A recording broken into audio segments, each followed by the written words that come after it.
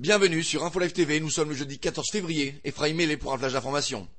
L'Iran a réagi hier soir à la mort du chef opérationnel du Hezbollah, Imad Mouranieh, dans un attentat à la voiture piégée à Damas.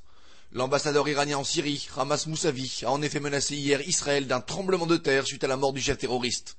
Israël avait pourtant officiellement dénié mercredi toute implication dans la mort de Mouranieh. L'ambassadeur iranien a de plus envoyé une lettre de condoléances au secrétaire général du Hezbollah, Hassan Nasrallah. Israël, de son côté, a élevé le niveau d'alerte dans toutes ses ambassades partout dans le monde, ainsi que le long de la frontière nord du pays, suite aux menaces de certains dirigeants du Hezbollah de frapper les intérêts israéliens partout dans le monde, en réponse à la mort d'Imad Mouranieh. Le terroriste tué à Damas s'était déjà rendu responsable d'un grand nombre d'attaques particulièrement meurtrières contre des cibles israéliennes en Argentine et dans le monde.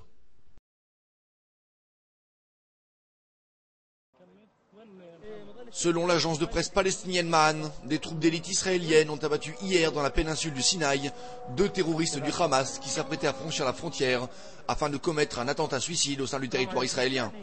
La frontière entre Israël et l'Égypte est toujours actuellement en état d'alerte élevé en raison de la présence de cellules terroristes dans le Sinaï.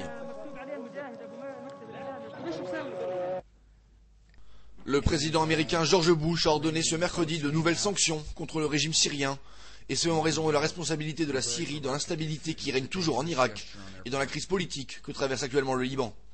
Le président américain a élargi les sanctions déjà existantes contre toute exportation de produits américains vers la Syrie, en y ajoutant des sanctions contre le responsable syrien reconnu coupable de corruption.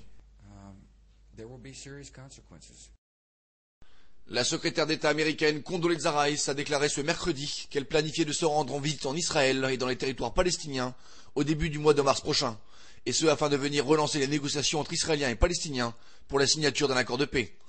Le président George Bush avait en effet mis un point d'honneur à voir se produire la signature d'un accord de paix et la création d'un État palestinien avant la fin de l'année 2008.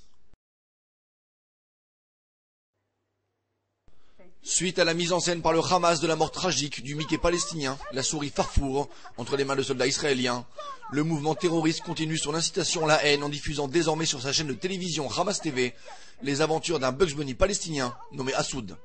Un nouveau personnage qui enseigne aux enfants palestiniens, je cite, à manger les juifs.